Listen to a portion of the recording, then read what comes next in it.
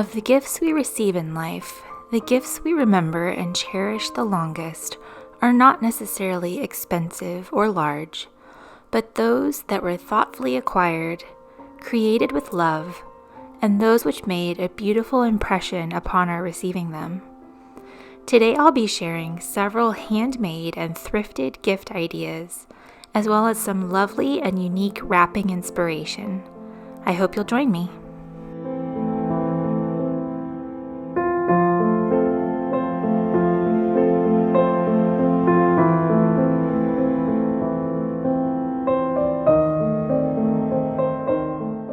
Thrift stores are full of unique vessels that would make a perfectly beautiful candle. For this project, I chose a lovely little copper mold and a green glass dish, just a few dollars a piece. I wanted an easy and budget-friendly project, so I decided to melt down this inexpensive pillar candle from Trader Joe's. It's unscented with a cotton wick, which I first removed from the base of the candle. I then placed the candle in a double boiler, just a stainless steel bowl over a pot of boiling water, and let it melt down completely. I placed the green glass dish in a bowl of very warm water to help lessen the thermal shock of pouring in hot wax. Once my wax was ready, I dried off the dish and hot glued the cotton wick into the bottom of the dish. I used some clips to help hold up the wick, and then very carefully poured the hot wax into the dish. Please be extremely careful when doing this. Take your time and be sure to use oven mitts. Leave about 1/4 inch between the top of the dish and the wax. I overfilled mine a little bit here, but once it's completely cool, you can trim down the wick and give this as a beautiful gift. The copper mold was a wider vessel, so it required several wicks in order to burn evenly. I decided to make homemade wicks out of cotton kitchen twine. For each wick, I bundled together 3 strands of twine, tying it in a knot at one end. Then I braided the 3 pieces together into one wick.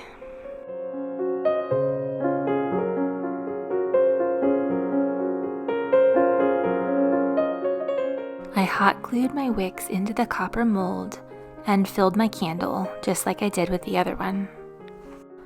This mold required a little bit more structure to hold the wicks out of the wax, but I found that wrapping the wicks around bamboo skewers and taping them in place actually did the trick. I know it looks a bit silly, but it was what I had and it totally worked.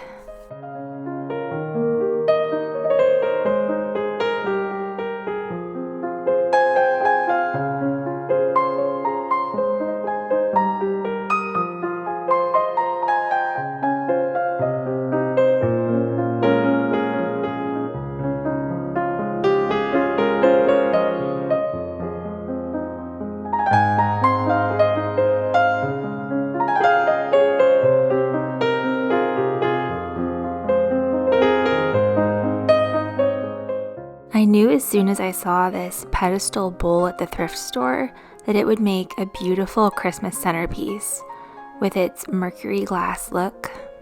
It was just begging to be filled with candles or plants of some type.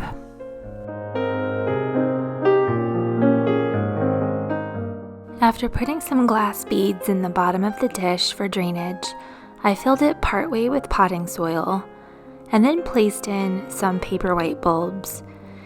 If you're unfamiliar with paper whites, they're a beautiful little white flower on a long stem, and they're related to daffodils. A lot of people like them at Christmas time, and they're a beautiful addition to your decor. Place the bulbs so that the tips are just sticking out of the soil. You don't want to completely cover them. I topped them with a bit of preserved moss for decoration, again not covering the bulbs. Paper whites don't even need soil. You can just put them in some rocks and water and they will do just as well. I topped it off with some green velvet ribbon, and in just a few weeks, we'll have some beautiful white blooms.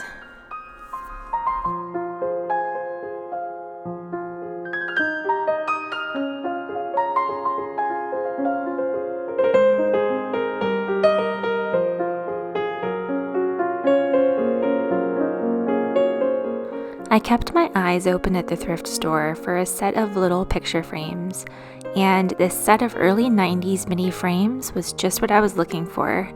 I was hoping to turn them into a Victorian style decoration. I began by popping the stands off the back with a butter knife, and then removing the very yellowed plastic from the front. It wasn't even glass, it was just plastic. I popped open the backs and laid them out on a protective surface, and then gave them a coat of black paint. And don't worry, this is just the base coat to help them look more antique.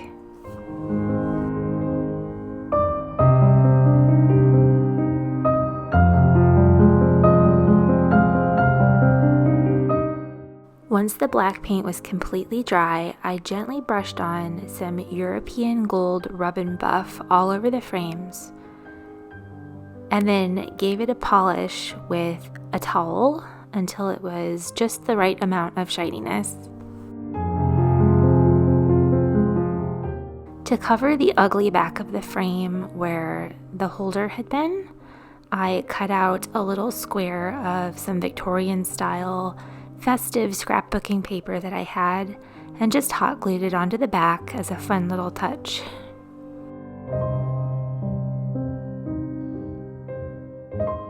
To fill the frames, I found these gorgeous copies of Victorian Christmas postcards. If you're not familiar with the New York Public Library's digital collection, it is a tremendous resource of free prints. I've linked it below if you'd like to check it out.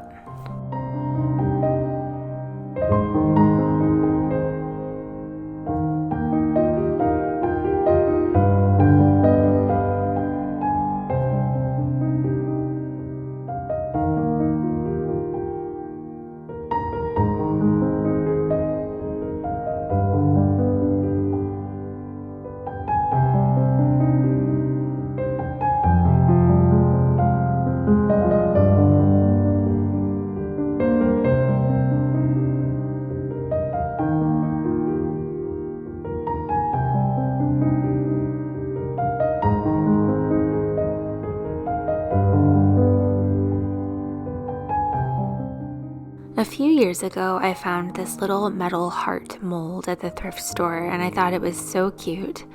I decided to make it into a little pincushion, and it was so easy.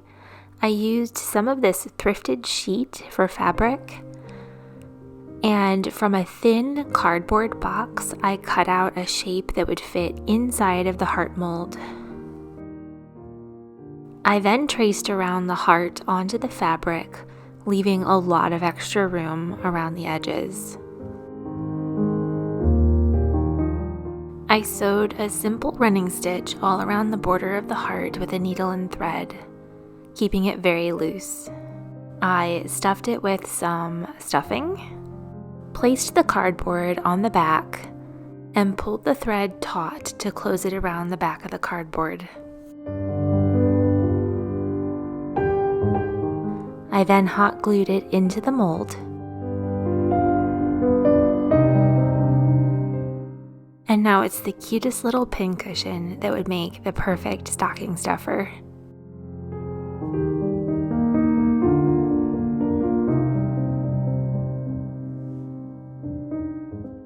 This artisan style bread is so easy to make and would make a great gift paired with some other treats. You can find the very easy recipe written out in the description below.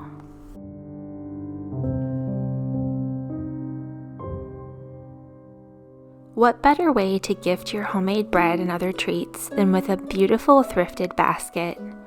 To clean it, just wipe it down with a damp rag or vacuum it out. If you're concerned about germs, set it outside in direct sunlight for several hours. I like to stuff the bottom of my gift baskets with some tissue paper to help pad the items and add fullness to the gift. Paper crinkles or wood shavings would also be a great option. A nice kitchen towel and some twine make a great wrapping for your loaf.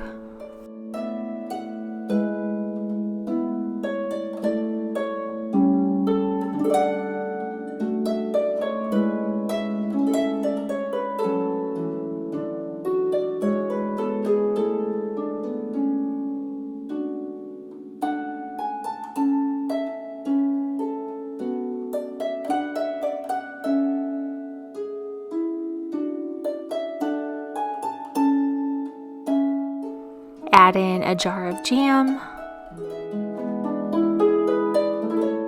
some thrifted plates in excellent condition,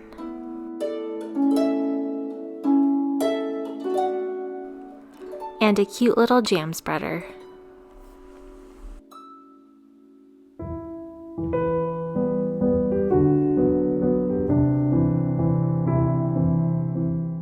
I found this cute little doll basket at the thrift store for just $3, and I decided I wanted to fix it up and turn it into a sweet doll bed as a gift for a loved one. I made a simple mattress by tracing the bottom of the basket onto a piece of fabric and then sewing 2 pieces of fabric into an oval and filling it with some stuffing.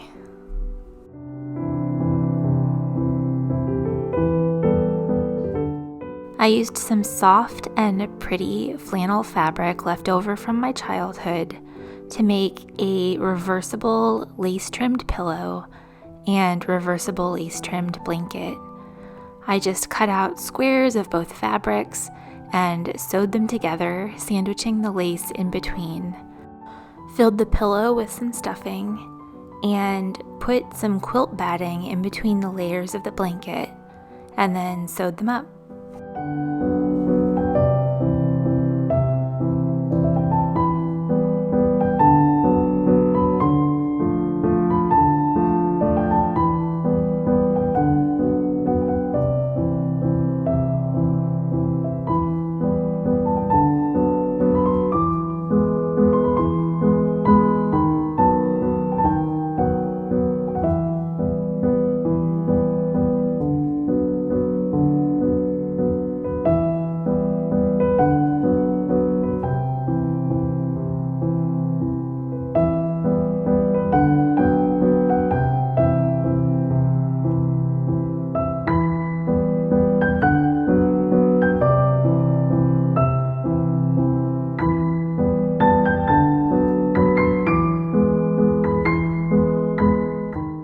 Salt dough and cinnamon dough not only make great ornaments for your Christmas tree, but they also make great embellishments for gift wrapping.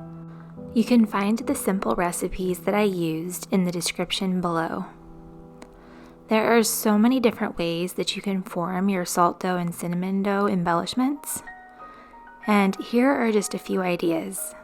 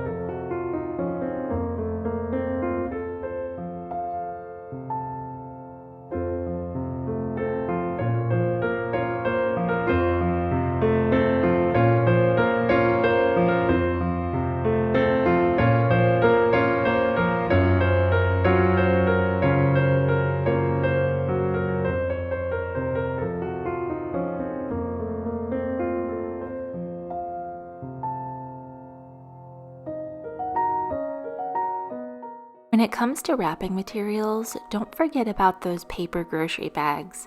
They can be dressed up in so many ways. I remember for years my mom using paper bags to wrap our gifts, and it just kind of became a normal thing. She would cut a paper bag open, turn it inside out, wrap the gift, and top it with a pretty bow. It's such a budget-friendly and sustainable way to wrap a gift.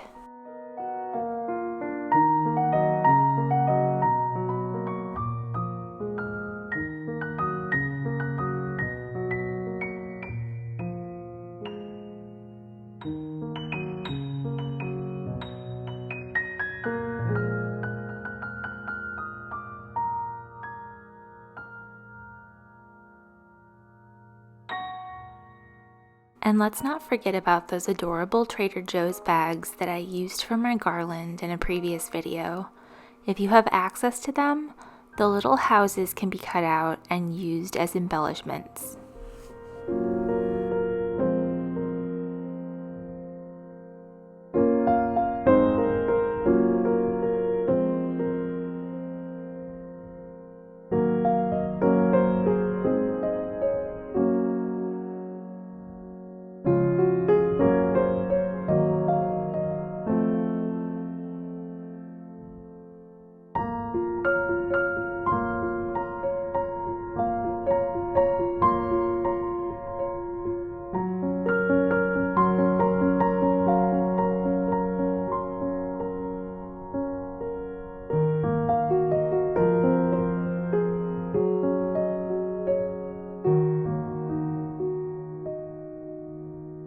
When it comes to creative wrapping materials, let's not forget about fabric, especially thrifted fabric or repurposed fabric.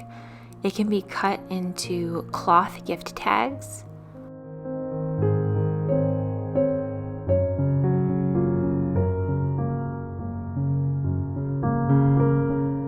or used to wrap entire packages.